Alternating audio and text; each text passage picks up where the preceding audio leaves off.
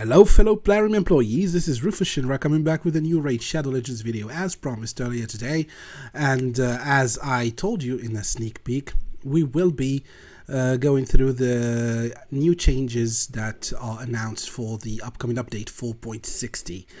So without further ado, I'll get on doing what all the other content creators do, which is reading the patch notes, but worry not, I'll try to keep it simple and to the point.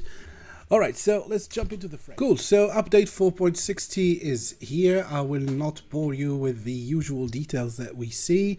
They talk about the Doom rotation, the Doom Tower rotation number 3, which we've had a detailed video about. They talk about the two bosses.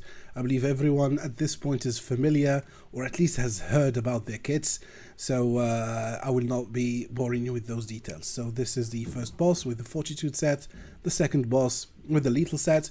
Since I don't have access to the test server, I will be discovering them at the same time as every one of you, meaning a couple of days from now, and I'll make sure to share with you whatever strategies or remarks I come up with. So these do look nasty from the looks of it. So the important thing here is the clan changes. It appears that they have listened for once, and now we are not going to be fighting over quests. So the funny thing here is that this sentence here, they say that first of all, we never intended for clanmates to fight one another for clan quests, and will take steps to ensure that is no longer required. When you introduce 20 quests for 30 people, and you can't come back and say this sentence, I'm sorry. This is not an excuse that will be accepted, but hey, at least they've faced it and they've backtracked on it, so kudos to you, Plarium. Do more of this and less of you know what. Okay, so they will open up 90 clan quests for all clans, no prerequisites, and they will be available starting level 1. Personally, I think it's an okay thing, because there are some cases where people will create a clan, or players will create a clan, which will obviously be a level 1 clan, but the members of that clan are people coming from another clan, say a clan that disbanded, or people that knew each other from different clans and decided to form a new alliance. So that will be a level 1 clan, yet still those players will be high level enough that they will be able to tackle elite quests. For obviously starter level clans or people who just started playing the game and trying to flock into a clan, the elite and some of the expert clan quests, or most of the expert clan quests, will not be relevant to them, but the chance to have them available is always a good thing.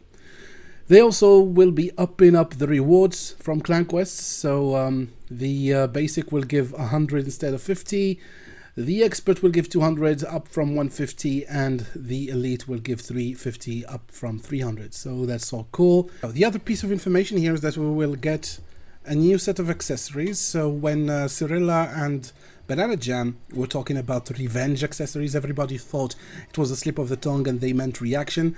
Well, it turns out they did not make a mistake. It is actually a new piece of jewelry called Revenge. That specific accessory will add 5% chance per piece to counterattack when hit, meaning if you put on 3 of them, it will grant you 15% chance of counterattacking on hit. At first glance it might not seem like much, but we'll need to see how it interacts with the passives of certain champions who have innate chances to counterattack, as well as some sets like Retaliation. So if those two can stack with this, if the chances are additive, yeah, maybe this could introduce some new tactics that weren't available before, or at least encourage people to use some meme teams that we haven't seen in a while in Arena, like for Skull Crowns in high resistance and full counterattack settings. So let's see, this could be cool. And they move on to saying this very well prepared piece of PR and propaganda that they hope that these steps will resolve some of the issues that have arisen with the new clan activities, but they will keep a close eye on the feature, and they are looking forward to read our thoughts and comments, which we will probably leave them in force. So generally, yeah, they've made sure to use words like feedback and avoiding conflict within clans, so as to signify that they have listened to us. all in all, not a bad update, not exactly what we were expecting, but a step in the right direction. Are they really listening to us? Only the future will tell, but this update is not significant enough, not impactful enough for us to say yet. The only thing that they managed to do is fix a feature that should have been working properly from day one. Now on to the new champions. Here, this is Sandor Clegane, aka Rorik Wormbane. Yeah, look at this face. This is Sandor Clegane. As far as fusions go, this one is, I would say, on the good side. So he could be used in Clan Boss or in Arena. I will not read his skills in detail. You can do that for yourself. But the main idea here is that we have a pretty good turn meter reduction on the A2 with a stun, an AoE stun at that. Both that can go up to 100% chance after books. A very unique A3 with a passive linked to it, meaning that this champion will counterattack with his A3 instead of his A1, like every single other champion does in the game. So maybe this is their intention is to promote the new revenge accessories with champions such as this one. So pretty cool champion design all in all. The passive is alright, so deals more damage to bosses and receives less damage from them. So this is a pretty versatile champion. He could be used against bosses, could be used in Clan Boss, in Arena, lots of uses. And the book situation also is not too bad, because besides reducing the cooldown on his A3 and adding up to the damage, you could do without booking the rest and he would still work for you. The chance to place the stun, whether it is on the A1 or A2 or turn meter reduction, are pretty good. So let's see how other content creators feel about him after they test him on the server, to which we don't have access, but maybe someday. But yeah, this is basically not an easy skip. So if you already have some good champions that can do more or less the same thing, if you are the lucky owner of a Trunda, of a Herndig, of a Nethril, people that have this kind of kit with damage and TM control mixed in 1+ stuns, then maybe you don't need him. But if you are lacking one of these champions, this guy could definitely help you in several areas. So yeah, I would recommend doing him. Especially since he's going to be a fragment fusion, and those generally are not too hard unless they want to make them so. But let's see. Second champion, who is the result of the champion design competition, Calvalax, the Duke of Doom. So Calvalax, his kit is really interesting. As far as books, they don't add much except the debuff chance on the A1, and his main debuff is the extension of poisons. More on this in a little bit, but I actually think that he would be better for Clan Boss specifically if you don't book this passive.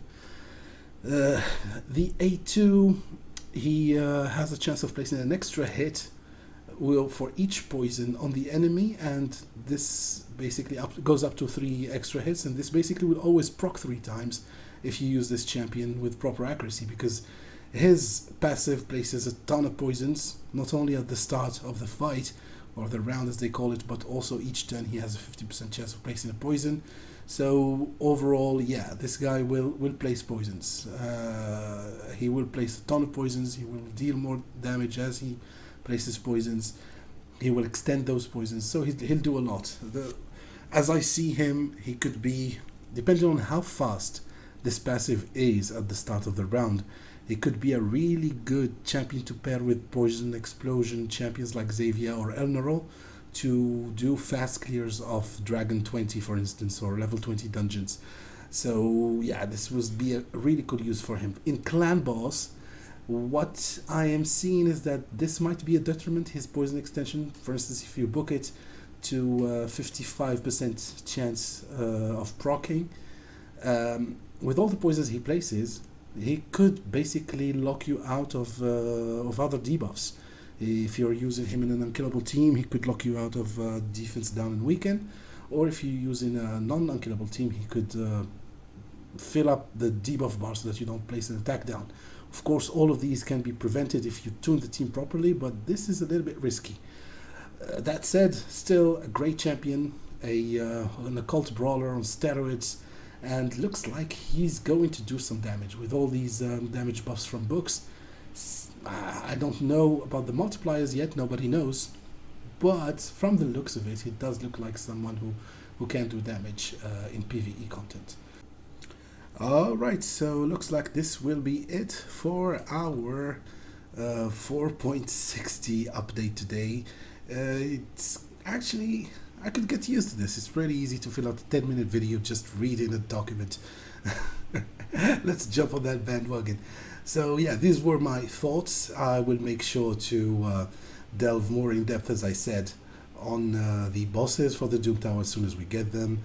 And if I can get a chance to have my hands on one of these champions in the days to come, because some of my clanmates are pretty free to play, so free to play that they usually get the fusions done within the first few days, or maybe some of them could pull this champion. I will extend this call to all of you, so if any of you manages to pull Calvalax after he's released, if you max him out and would like me to showcase him, I'd be more than happy to do that. Alright, so this will conclude this episode for today. Sorry for the late upload, because I had to re-record this a couple of times. My PC kept crashing on me for some reason. But yeah, this is what happens when you're no longer an employee. You lose your perks, you can't use company material anymore, and you're forced to record your videos on a TI-82. So to all of you fellow employees, fellow raiders, have fun. Let me know in the comment section what you think of this patch. Do they really look like they're listening to us, or is it yet again an attempt at misdirection? Let me know in the comment section below. Make sure to answer all of your comments. Leave a like, leave a subscription, and as usual, I'll be seeing you in the next video. Rufus Shinra signing out.